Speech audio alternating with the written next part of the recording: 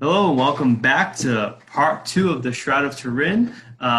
This again with Brian Janeway, Dr. Brian Janeway, I should say. Thank you for joining us again, Brian, and walking us through the Sudarium of Oviedo. I'm really excited to listen to this, and I'm just going to hand it off to you. Take it away.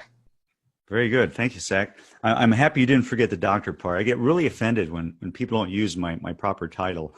I mean, I figure you earned it. I might as well address it, right? No, actually, I'm just pretending. I don't. That's no big deal at all. So this Sudarium of Oviedo, the last time we spoke was about, of course, the Shroud of Turin, which most people have heard of, and I had heard of decades ago when I started paying attention to things like this. But this other artifact called the Sudarium of Oviedo, I had never heard of until I started researching on the shroud. And then there were these references to this Sudarium, and it's kind of a strange word, but I started looking into it, and turns out it kind of ties into the whole shroud, and that's why I've included it in what are now three parts, where I broke the shroud into two parts: the story of the shroud and the science of the shroud. And then this third part, the Sudarium of Oviedo, because it correlates in many ways to the Shroud of Turin, but it has an entirely different history, which is interesting and fascinating, and also has been subjected to scientific study and analysis for a couple of decades now.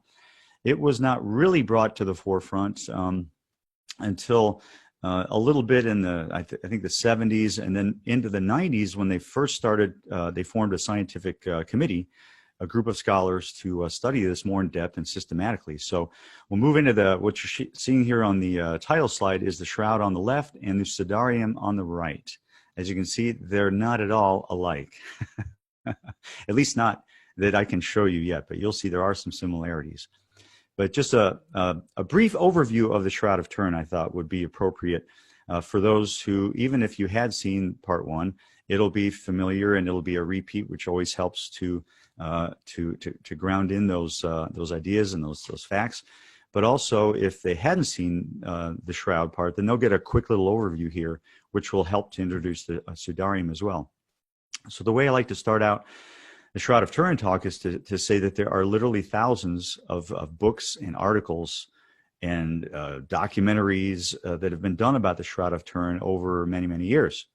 And here's just a flash of a few. That this one by Ian Wilson, by the way, is a very excellent overview of everything to do with the shroud by Ian Wilson, who's probably the main, I would say, historian that deals with the shroud.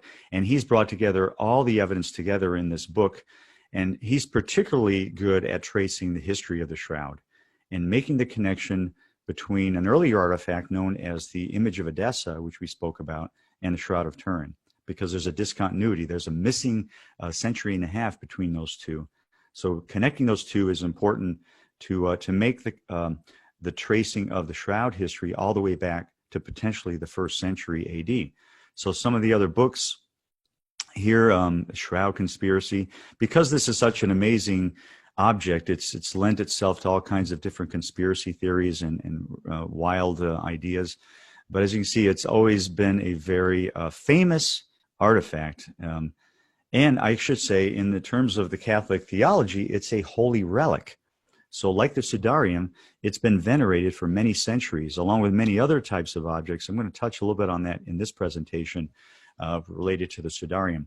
So two of the best resources you could find on this particular relic is called Sacred Blood, Sacred Image, the Sudarium of Oviedo by Janice Bennett. And this one by Mark Guskin, who is a historian who's dealt with all of the ancient sources that mention the Sudarium and also the image of Edessa. He's done some great work on the image of Edessa and the history of that object. And that's Mark Guskin. So these are two great books if you want to start delving into this on your own. So here's a picture of the Sudarium of Oviedo. And as you can see, it's just a stained cloth. It's got blood stains in it, and there's a certain pattern of them here.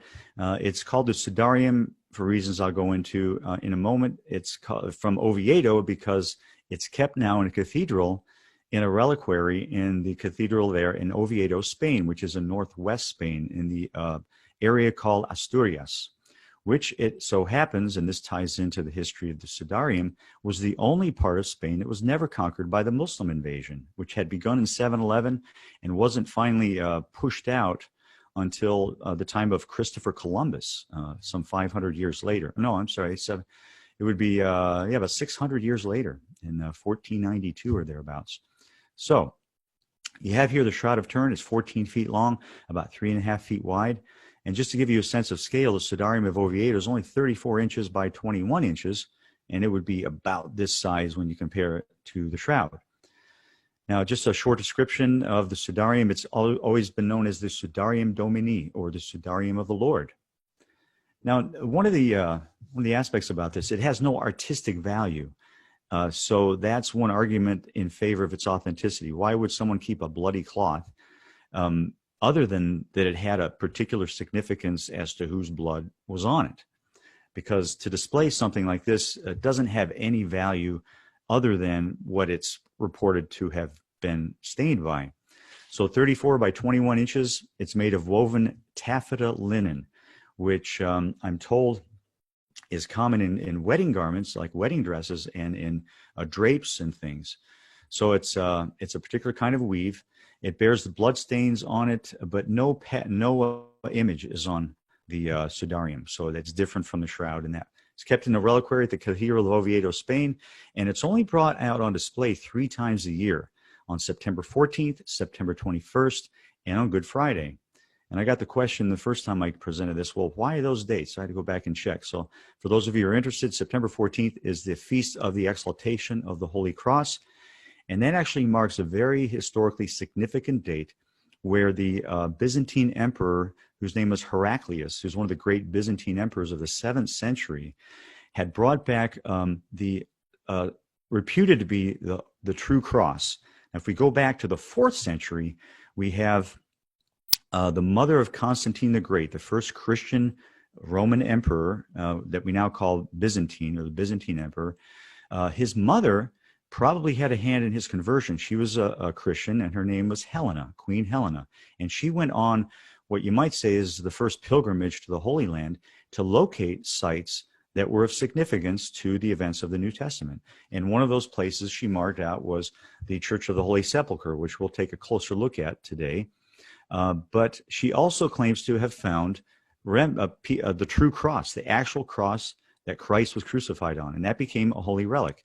But then when the Persians invaded a couple of hundred years later, they took this cross back to their capital in Persia.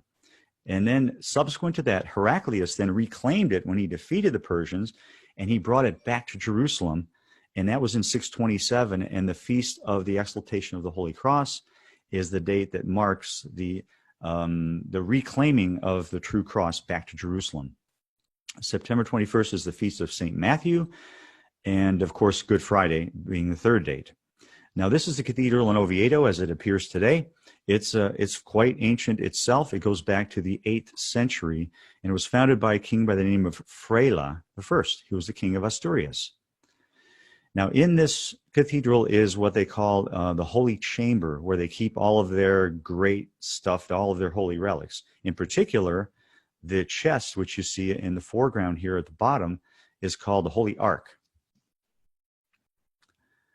And that was built in the 8th century by Alfonso II. All right. So here's a close-up of the Holy Ark, and it has beautiful silver embossed relief work all around the chest. Now, it's an oaken chest.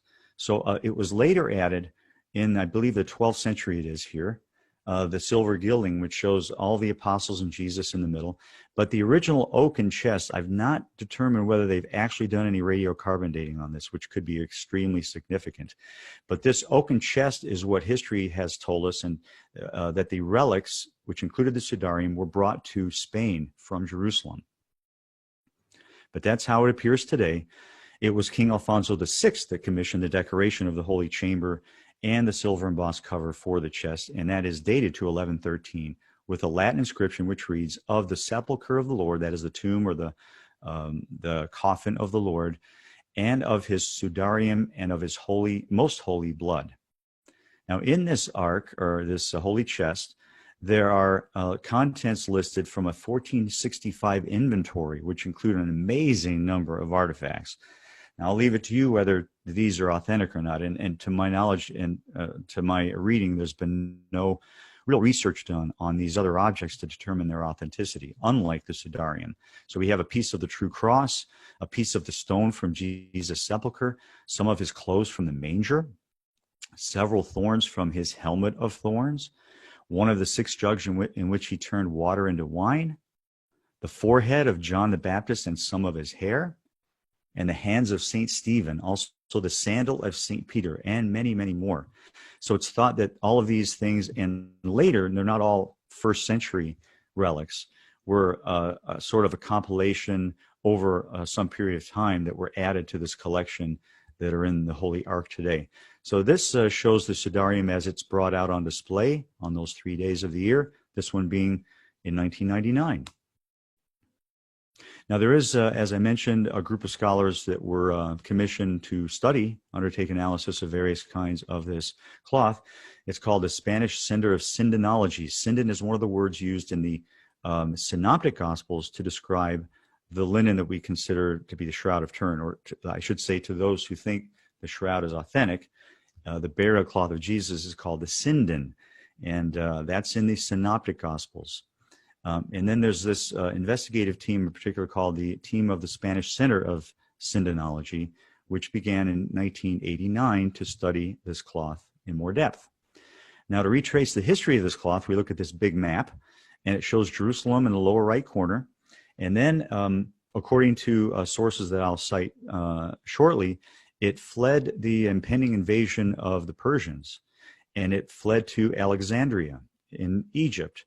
But 2 years later, this city was conquered, so it continued to flee, and by boat went to Spain, into Cartagena, and then from there to Sevilla, to Toledo, and Oviedo, where it sits today, or it's kept today. So here's a little better map of Spain: Cartagena, Sevilla, Toledo, and this is where various bishops were located. How it went originally to Cartagena is unknown. That would be interesting to know exactly why they ended up going to Cartagena, but this ended up being almost fortuitous, because the Muslim invasions of the Arabs, which came later after the Persians, they swept across North Africa and eventually even to Morocco. And in 711, the Moroccan Arabs, at that time the Muslims, jumped across at Gibraltar and began an invasion of Spain, which lasted for several years. They didn't meet a whole lot of resistance, and they eventually took over all of Spain except for this area of Oviedo and Asturias up in the northwest of Spain. So once that invasion had started, that's when it started to take its course up to the north to Oviedo, along with refugees apparently that were fleeing the invasion. So to go back to the beginning, we look at this term Sudarian in the Greek, or Sudarium in the Latin. And it comes from the Latin word sudor, to sweat. And there are 4 times that it occurs in the New Testament. The first one is in Luke. It says, and this is the case of, it comes where he's teaching a parable, and it says, another came saying, Master, here is your mina, which is like a coin, which I kept put away in a handkerchief. For I was afraid of you, because you are an exacting man. You take up what you did not lay down and reap what you did not sow. So it appears to be something like a billfold or a small purse that coins could be kept in and then stuck in your pocket. The second time is when the story of Lazarus is told.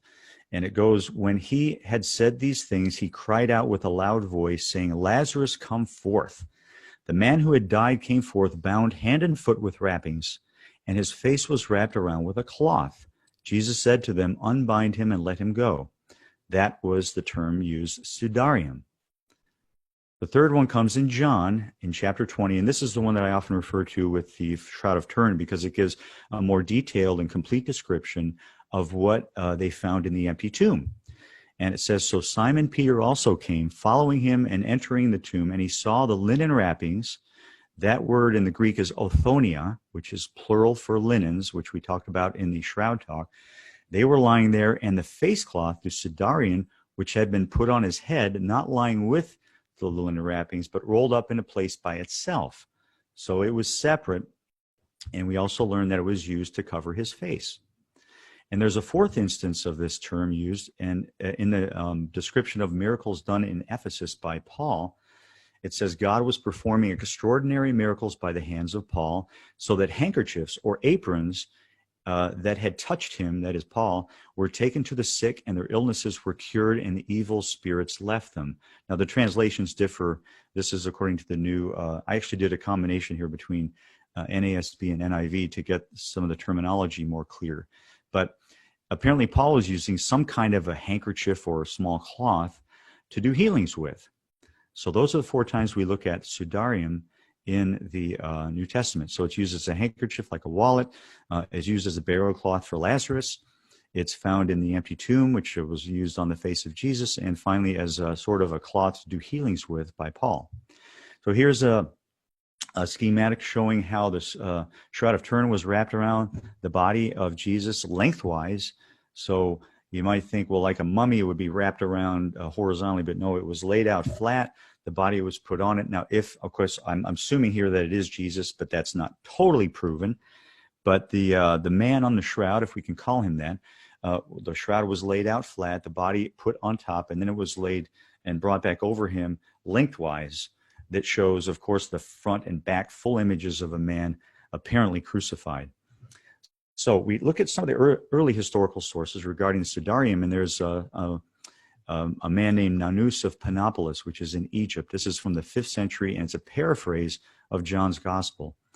And I won't read this all out, but the 2 things that come apparent here that we learn, if this is authentic, but we have no idea, but of how accurate it is, and whether it does appear to be referring to the Sudarium, but it makes reference to that it covered his head, and that there was a knot toward the upper back of the part that covered the hair. Now, that's a detail we didn't get from the gospel accounts, but that comes in as we look at the Sudarium.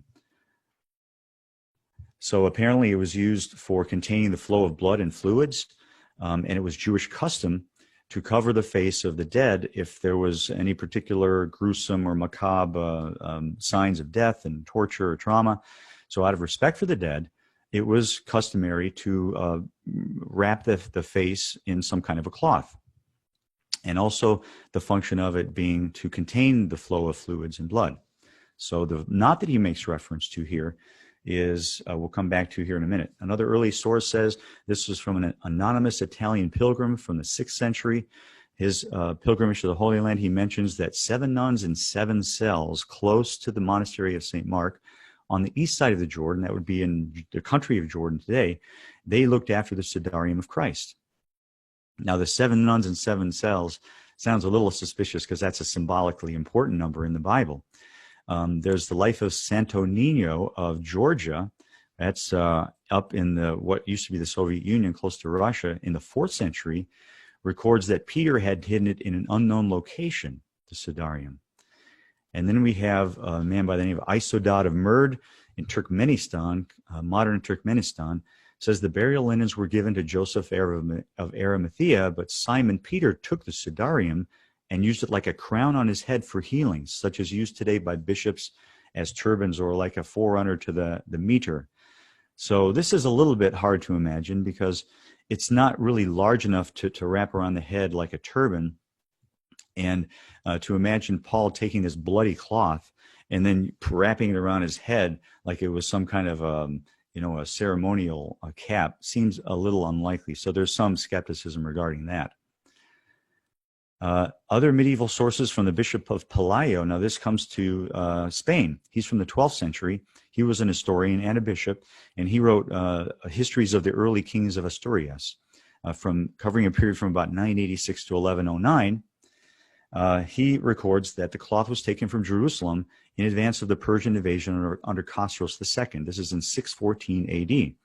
So it fled first to Alexandria, but then that fell by 616. Remember, I mentioned that during the map.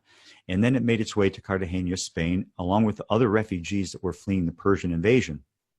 And it was at that time, as mentioned, as being included in that oaken chest of relics that traveled by sea. And then we have St. Leandro, Bishop of Sevilla, who took the oaken relic chest to Sevilla, where it was kept until 657. Now, this is, remember, prior to the Arab invasion of Spain. So it was making its way into other parts of Spain, but not yet threatened by another invasion. And then we have St. Isidore, his successor, who took it to Toledo until 718, when it fled the Muslim invasion of 711 and following, up to a place called Mont Sacros, like the sacred mountain, which is near Oviedo. So from 718 until it was brought to the cathedral, it was kept in this small chapel up on the mountain of Our Lady of Monsacro. So it's very obscure. It's kind of removed. And from what I understand, it's hard even, it's not an easy hike even up to the site. So you can see cows and stuff grazing around it. Of course, these are very recent pictures. But you can see in the lower right-hand picture another sort of chamber. This is where it was probably kept during those years. And then we have a couple of other very interesting mentions, which I think are worth highlighting. Bishop Ponce in AD 1030 records that there was a chest of relics that had been in the Church of San Salvador for centuries, but by this time, no one even knew what its contents were. So imagine this had already been there for 3 centuries, but there's almost no mention of it ever having been put on display or any inventory taken of the holy chest. So it was kept very quiet, and presumably there's a reason, because it was still during the Muslim occupation of Spain. So they probably wouldn't want to bring this out and start parading it around for fear that the Muslims might want to come up and take it or destroy it. So it was sort of in hiding, and it sort of goes in disappearance, but he didn't know what else was in the chest. And then at one point, he assembles some dignitaries, relatives, friends, to open up the case. And what he records is when the moment the reliquary lid was cracked open, a cutting and blinding whiteness escaped and frightened the people, and it blinded some of the people permanently, which is pretty amazing. And this brings to light, and I wish I had, let me take that out, the video I tried to put on my little PowerPoint here, but it played the first time, but it didn't have audio. So maybe Zach, you can help me out with some of these technical aspects. But I took a scene from, does this bring any particular movie to mind, Zach? They open up an ark and this blinding white light comes out and creates all kinds of chaos. This is from the Indiana Jones. Where they open up that ark, and remember all those, and I watched the scene recently, all these Nazis who have captured it, it opens up and this white light comes out and it starts blasting all these different Nazis. And Indiana Jones and his romantic interest, I forget her name in the movie, but they're tied up there, sort of being held hostage. And he screams out, "Don't open your eyes, don't look at it." So they're holding their eyes shut while this light comes out and blasts all the different Nazis and stuff when they open up the ark. So maybe they got that idea. I'd have to go back and check for that movie scene from this particular historical recollection. Then in 1075, we have King Alfonso VI. He officially opens the chest in the presence of a man named Rodrigo Diaz de Vivar. And I would ask, Zach, have you ever heard of this individual? If you said yes, I'd be extremely surprised. No, I'm not that impressive. So no. Unless you're really into Spanish history and you would know this, you wouldn't know. But you would know him if you've watched movies. He was El Cid, most famous for conquering the Muslim kingdom of Valencia in 1099. Of course, we all know El Cid as no one else but Charlton Heston, of course. And his interest in that movie was no one other than Sophia Loren. So he plays El Cid. So El Cid was in the presence of the Sudarium when it was brought up. Oh, look at this. It actually played this time. But the audio, I think, is not working. This is about a 2.5-minute clip, but I'll just show a part of this. Okay, so here's Indiana Jones saying, "Don't look, close your eyes." So they open it up, and all these light tubes are coming out, and they actually start taking the image of ghosts and individuals. Now, this is the man who, of course, competed with Indiana Jones to get the Ark, and now he appears to have won, and then he opens it up, and he's transfixed by what he's looking into on the Ark. But at first, these light symbols seem to be flashes are harmless, but then they start doing some serious damage to the individuals assembled. Here it takes on a ghostly sort of a skeleton figure. And the sound here is great. This guy screams like a little girl at this point. And then The guy who's standing over the ark is looking down. Oh, it's beautiful. There he is. He's just absolutely transfixed by what he's looking into. But then it consumes him too. So I'll move on from that. So now we go to more of the analysis and the science of this Sudarium. And what they were able to do was to try to recreate the stain pattern of this cloth. And so they rigged up a model human head with tubes and containers of fluids to simulate the staining of blood and pleural edema, other fluids that came out post-mortem. And so what they found was, and what appears to be the case in the sequence of events in which these linens were used, was when the body was still on the cross but dead, someone put the Sudarium around the head. And then at some point, about an hour later, the body was brought down off of the cross and sat on an upside down horizontal position. I'll get into some more details in a minute. And then possibly about an hour later or so, and it was thought that this is when they possibly obtained permission to take the body and take it to the tomb. It was wrapped in a temporary sort of transport shroud, because there's an historical mention of a shroud that was kept in Paris until the French Revolution, and then that was destroyed. But it could have been the temporary, and remember that term othonia, for plural for linen, so there may have been more than one. There were.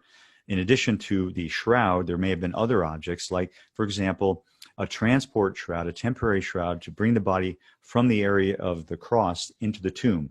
And then that one tossed aside, and then the really nice shroud, which is a very nice cloth, was laid out. Also, there may have been a strip that was wrapped around the head to hold the mouth shut.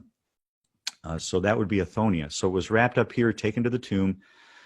And then to look at the Sudarium in detail, now we look here in the upper right-hand corner of the actual Sudarium, and you have a bunch of these wrinkles or folds. And this is a mock-up here on the right. This would have probably been where the knot was formed. So we still have evidence of the knot that was tied to fix the Sudarium on the head of the victim. And now we look at some of the specific stain patterns of the Sudarium, and we find that it was folded along an axis. So the reconstruction here is that while still hanging on the cross, and the head was determined to be declined at a 70-degree angle. So it was down like this. So imagine the vertical being the horizontal would be at 90 degrees. So down to 70 degrees, the head was leaned forward, and then 20 degrees to the right. So when they started, they attached the Sudarium to the back of the head with pins that were probably thorns, based on the punctures in the cloth are conical. They're not uniform, indicating like a needle. And it was wrapped around the back of the head, and then the front of the head in the face. And then it met some resistance or a barrier where they couldn't bring it all the way around to wrap. So they had to double it back over. And so you have a repeating parallel stain on a second layer of the cloth that was brought about the front side of the face again. So it's thought that the head was down and to the right to the degree that it was sort of up against the shoulder, so that when the hands would have been, or the arm would have been like this. So then it was brought around. They couldn't bring it all the way around, so they doubled it back over. So this formed the principal stain on the cloth here, and then they've divided an axis where it was folded back over itself. So this was in contact with the face itself. This stain was formed. And you can see it's a pretty extensive stain. And it includes more dense appearance here around the nose and the mouth. Now, on the left reverse side, the reverse side is considered the side that was in contact with the face.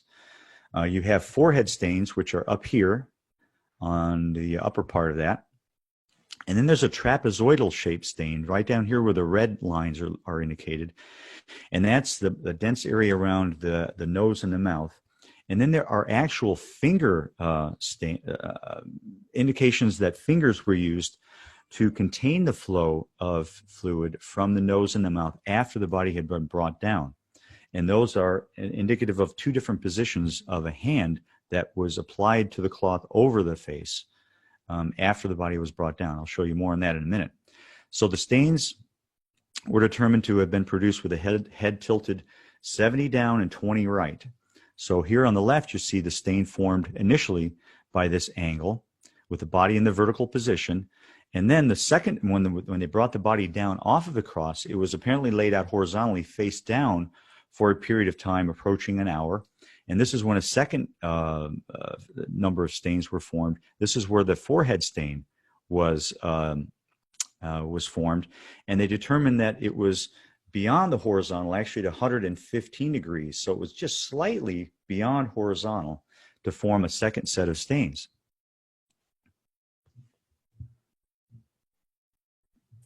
And this is when the fluid on the forehead, which is pulmonary fluid, was formed. So this is now post-mortem blood.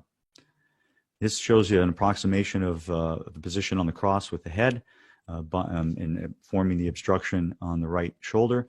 Now this shows the various positions of the body when the cloth and the different stains were formed. So initially you have the front view here, and also it appears they have a strip here to recreate it. That's the strip that would have held the mouth shut after death. And in the back view of the Sudarium, and you'll see all these little black marks indicate stains of the blood, which we'll look at in a minute. And then the front view here, once the knot was tied, and then the third position shows after it was tossed aside, taken off the head, and with the knot still intact, probably tossed over to the side from the other linens as the third position. Now the trapezoidal stain, they were able to determine that it was applied with the thumb and the index finger, when initially it was in this position, so it was sort of upright, someone containing more fluids coming out. And then a second time, possibly when the body was being carried along from an upside down position, also they even determined it was a left hand, and then the finger-shaped stains were formed by the same left hand, but in an inverted position in this second photograph. Now this is from a book called Beneath the Church of the Holy Sepulchre, which sort of summarizes a lot of the excavations that have been done over the years below and around the Church of the Holy Sepulchre in Jerusalem, which is the traditional spot of the crucifixion and tomb of Christ.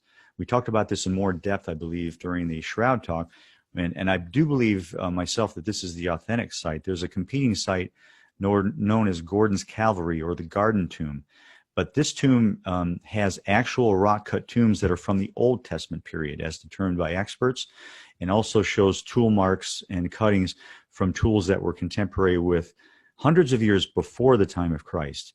So that, even though it's a beautiful place to have a church service, I've been there myself. I think it's the Anglican Church which has the site, and it's a wonderful place to contemplate Jesus and his tomb, because their tombs are laid out right behind and in the midst of where the outdoor church is held. But it's probably not authentic. In fact, Gordon's Calvary, and the history of that being the actual site, only goes back about 150 years. Now, this site, the Church of the Holy Sepulchre, has a history that goes back to the 4th century, the time of Constantine. And when they were able to open up the holy bed just last year, for the first time in over 300 years, they were doing some renovations of the church, and the edicule, the little house that's underneath the Great Dome, and which houses what's left of the native stone reputed to be that of Christ. They opened up the cover, and they were able to take samples of plaster and to do some isotopic dating of those various plaster fragments, and they were able to determine that the earliest fragment was from the early 4th century, which is exactly the time that Constantine, or I should say his mother, located the site in which the first church was built on the site, and which beforehand there had been a pagan temple built by Hadrian, the Roman emperor, in about 135, which was a temple to Aphrodite. And according to Eusebius, was built there in order to erase the memory and the place of the crucifixion and tomb of Christ himself. So that's what Eusebius writes. And so he's writing in the early 4th century. And at that time, the pagan temple had been there for 200 years. And so Constantine then undertook to raise the pagan temple, and then to put the first church at the church, now known as the Church of the Holy Sepulchre. So this particular slide shows evidence of what was known to be a quarry in the 1st century, and also a number of 1st century tombs have been located underneath and around the area of the Church of the Holy Sepulchre. So that gives a good historical grounding. And now I marked this out because it shows the actual distance from Golgotha, where the crucifixion took place, to the tomb, the traditional spot of the Church of the Holy Sepulchre and the Holy Bed. And that distance is about 40 to 45 meters in a northwesterly direction, as indicated by the arrow. So you can imagine that wouldn't have been a hole, that would have been about 120, 130 feet, and would have been easily walked with. You can imagine several people holding a body. It might take you 5 or 10 minutes to go that distance. So that's what they estimate was the time it would have taken to take that body. Now, this is the whole Sudarium with all of its various stains, and I'll explain a couple of these. We have the central principal stains here. So on the left side would have been directly touching the face. Let's start from the left side, and it shows stains from puncture wounds. So those are those little black dots that I mentioned in the earlier slide. So these are spots of blood on the back of the head, which were living blood. So those were shed when the victim was still alive, as opposed to some of these subsequent stains. There's also this butterfly wings shaped stain, which I'll show you. It was on the nape of the neck, and then on a model face, I'll show you where that was located. And then there's another corner stain, which also shows up and is depicted on the model I'll show you in a minute. Then you have the central stains here, and then, of course, the axis along the center, and then a repeat of the same pattern of staining over on the right side. You have the diagonal folds up here on the upper right, and then a large accordion-shaped stain on the right side. And those are thought to have, those are on the outer layers, and it's a thinner sort of liquid. It's like pleural edema fluid, which is about 7 parts fluid to 1 part blood. And that's indicative of post-mortem blood. Remember, on the Shroud of Turin, we had also post-mortem blood. In particular, the most notable example of that was from the spear wound in the chest, which had a large central core and then more fluid boundary area around it, which was indicative of a post-mortem wound where the blood had already started to separate, and that fluid built up in the lungs from the trauma of the whole flogging and crucifixion and beating had accumulated in the lungs. Okay, so here's a model head which shows some of those stain patterns from puncture wounds in the hair on the back of the neck, and then blood which would probably have issued from those wounds and had accumulated on the nape of the neck and down here a little bit lower on the upper shoulder. And then on the front side, you have this forehead stain, which, remember, was formed when the body was probably already brought down off the cross and put in a horizontal position. There was more blood outflow and fluids, which formed that part of the stain. And remember, this was all recreated by this model head, which they used to try to figure out exactly what these stains, how they were formed. And of course, the more dense section of stain around the nose and the mouth. Now, this shows sort of a transposition of the blood staining on the Sudarium over an image of the Shroud of Turin face.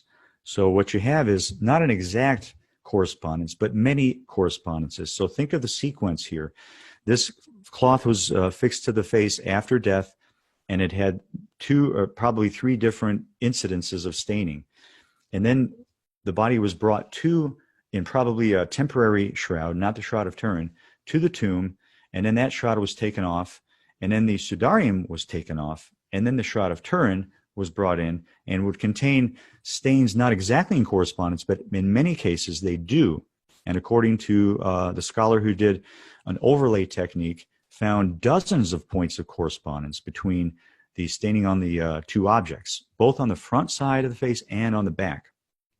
So that's what you're looking at here, is these white areas on the left are stains on the Shroud of Turin.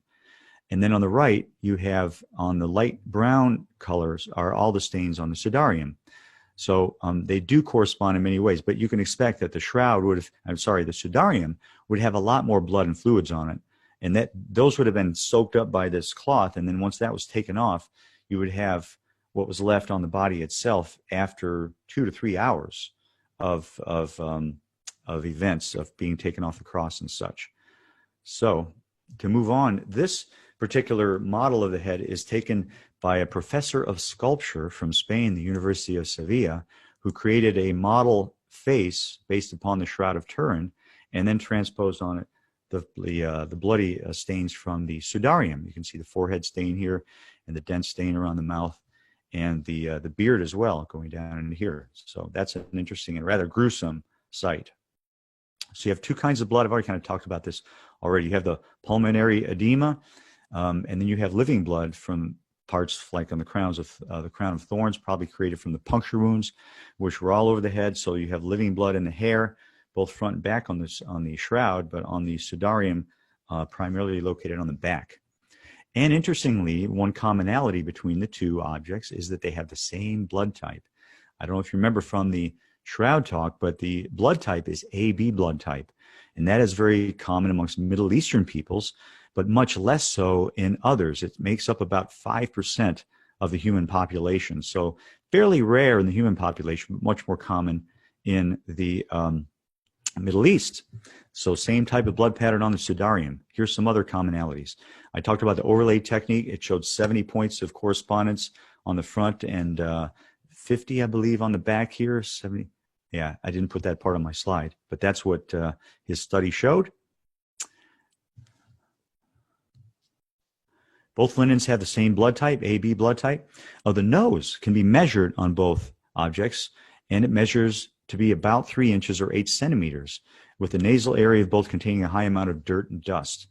And also we have evidence that the nose itself is swollen in the middle and on the right side and displaced to the right, possibly due to falling and might have had broken nose at that point, because the victim's hands would have been tied to the crossbeam. And so as you're walking along, if you were to trip, if you fell, you wouldn't be able to catch yourself. So you would do a face plant on the ground, which wouldn't be too pleasant, but might lead to a dislocation or breaking of the nose. That crossbeam was called a patibulum. The right cheek is not represented on either cloth due to a contusion visible in this area, while also completely bloody on both cloths. Also, the bloodstains on the back of both linens correspond, which I showed you on the slide, found on 2 right and lower left corners of the Sudarium. Now, we talk about Jewish law. So was the body of Jesus cleaned in according to Jewish ritual after death, or was it not? Now, according to Jewish law here, it was essential that Jesus was buried, or any victim of being hung on a tree or crucified had to be brought down before sunset. And then we go back to Deuteronomy for a key verse here. It says, if a man has committed a sin worthy of death, and he is put to death, and you hang him on a tree, his corpse shall not hang all night on the tree, but you shall surely bury him on the same day. For he who is hanged is accursed of God, so that you do not defile your land, which the Lord your God gives you as an inheritance, from Deuteronomy. And in Matthew we read that when the evening had already come, because it was the preparation day, that is the day before Sabbath, Joseph of Arimathea came, a prominent member of the council, who himself was waiting for the kingdom of God, and he gathered up courage and went in before Pilate and asked for the body of Jesus. Now the bloodstains on the shroud indicate that the body was not washed. And that was in compliance with Jewish law, because there were several conditions here. The person was a victim of a violent death, and or blood flowed during his lifetime, and it continued to flow at the time of death. He was not to be washed. A second condition was, and any one of these would have disqualified a corpse from being washed. The deceased received a capital punishment for a crime of a religious nature. That sounds familiar, doesn't it? Number 3, the individual was an outcast from the Jewish community. You could argue that that was probably the case too with Jesus. And also the deceased was murdered by a non-Jew. Now, Jesus would have fulfilled all 4 of these, actually, but any one of these would have disqualified him from being ritually washed. Now, this goes back to the idea, now, why would they not wash a body of the blood? Now, the blood was, of course, considered sacred, and it contains sort of the essence of life in Jewish religion. So it was important to be kept from the individual. So if he were subjected to all this, to wash all that blood away would be to sort of wash away the essence of that person. So it was kept on the deceased if they had been subjected to these various things. If not, then he would be ritually cleaned and then put in the tomb. So this is why, and there are several indications here from the Sudarium that the blood and the keeping of that was important. The fact that you would wrap the head up to contain all the fluids that came out, including the blood. Also, the attempt to contain it with the finger marks indicate an attempt to contain that flow of blood. And also, they found evidence of aloes and myrrh in pollens on the Sudarium. We talked about that evidence from the Shroud of Turin, which has been established. So aloes and myrrh were an ancient way of preserving preservation of blood, but also to suppress the aroma that came with death. So the evidence they find on the Sudarium was that the evidence of aloes and myrrh were most intense in the areas of the blood stains and had been applied when the blood was still wet on the cloth, and there was a fixing of the aloes and myrrh of these substances to the blood spots. So it appears that when the Sudarium was taken off of the head, in the bloody areas, they actually put aloes and myrrh to preserve that blood on the cloth itself. And we have evidence of it here in the Sudarium.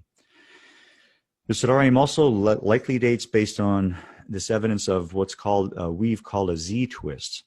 So it's there's a defect of crossing parallel lines and adjacent threads that's also found, like it is in the Sudarium, on Danish cloths that were produced on vertical looms with weights that are found between the years of approximately 400 BC and 500 AD.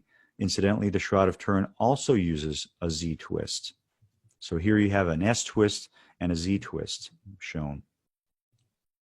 Here's evidence of aloes and myrrhs found. I'd like to see some stronger evidence of these because the first research we talked about with the Shroud of Turin, which was initially done in the 1970s, some of that was found to be not quite true. Now, there were evidences from the pollens, but the claims of the initial researcher, who was a Swiss forensic scientist, was that the pollens found on the shroud could only be found and localized to within a few miles of Jerusalem, which is pretty amazing evidence, but has later been shown to not be that localized. So the pollens, which are undoubtedly on the shroud, can't be localized that precisely. They're much more widespread to the Mediterranean region itself.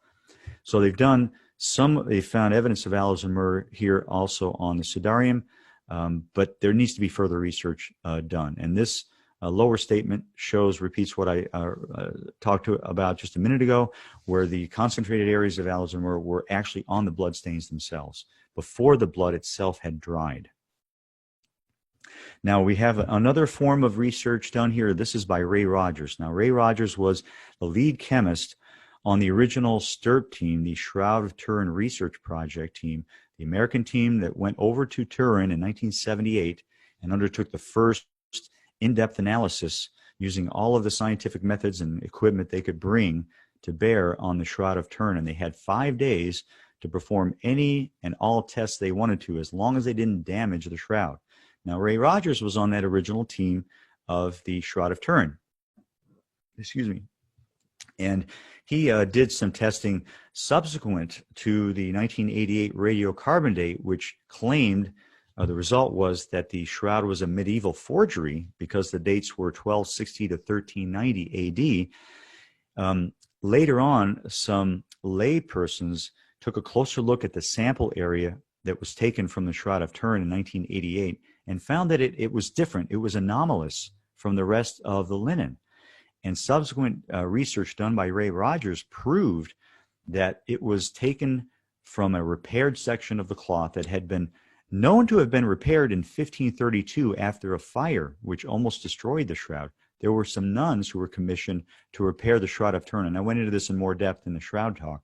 But Ray Rogers then undertook to examine those samples, and he found that actually that repaired section, where they took the radiocarbon date from, was from cotton, which had been dyed to look the same color as the shroud and had been woven into the edge of the linen in that area. So Ray Rogers published evidence in the early 2000s which showed that the sample taken from 1988 was not legitimate.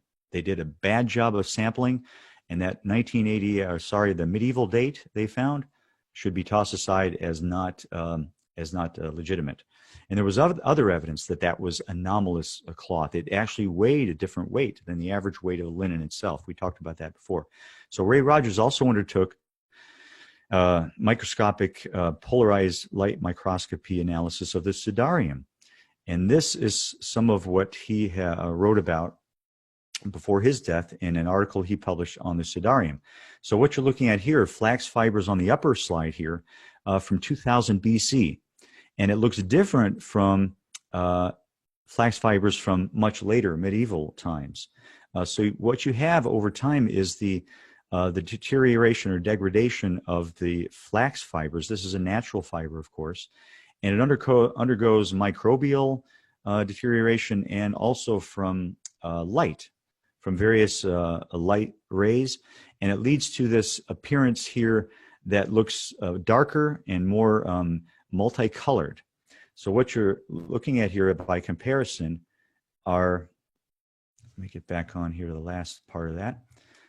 This is on the lower right is a fiber from the Shroud of Turin.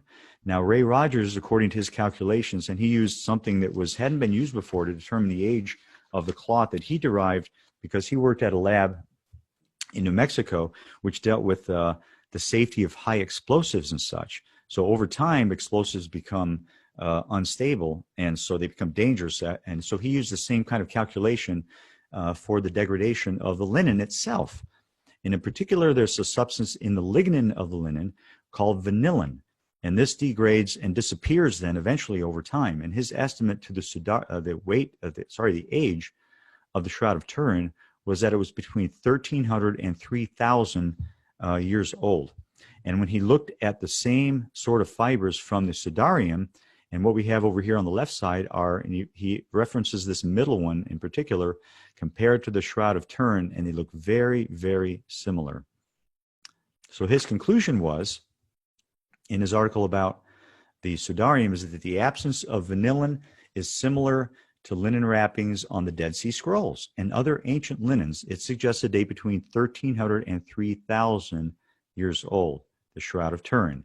Now we draw that, extrapolate that out to the Sudarium. He says the Sudarium shows all of the physical and chemical properties of very old linen. I conclude that there is a finite possibility that the Sudarium is related in time and location to the Shroud. So with that, I believe we're finished. So that's a wrap up of, there hasn't been nearly as much scientific work done on the Sudarium as there has been on the Shroud, but it's slowly catching up. Now, obviously, it's not nearly as famous and nearly as dramatic, and actually doesn't have as many different aspects that can be tested or subjected to scientific analysis as the Shroud, but it is increasingly becoming focused upon. And some people believe that they actually, because of the correspondences that I mentioned, that they actually sort of corroborate one another. Now, one question you might ask, which one of the questions I initially asked was, what about doing a good radiocarbon date, which we still lack, of course, with the Shroud, and we're waiting for them to do a new C14 date, which would hopefully establish its antiquity back to 2,000 years old. They still haven't done it on the Shroud of Turin. Why? Only the Vatican knows, because it's now the property of the Pope, even though it's still kept in Turin, Italy. Have they done any C14 dates on the Sudarium? Well, they did, but it came out as not, it contained all kinds of different contamination, and the test was not rigorously performed.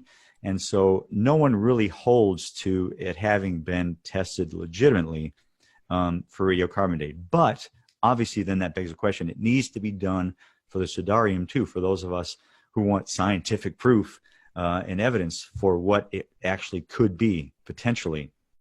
So we await that. Another question that has arisen is the DNA. Could you take DNA samples and compare them from one to the other, from the blood samples? Now, according to the scientists who have looked at the blood, both Ray Rogers and others, their belief is that the DNA is too degraded on both objects to do a good DNA test. Now, maybe future developments in DNA testing could perhaps get some legitimate DNA analysis, but at the present time, in the present state of this technique, it's not possible to do specific DNA testing. But as I said before, it has a common blood type of AB, so that's kind of interesting. So to summarize then, we have an object which has a better record of history than the Shroud does, because remember the shroud, we have that discontinuity in the medieval period where you have to make that connection to the image of Edessa in order to take it all the way back to the 1st century.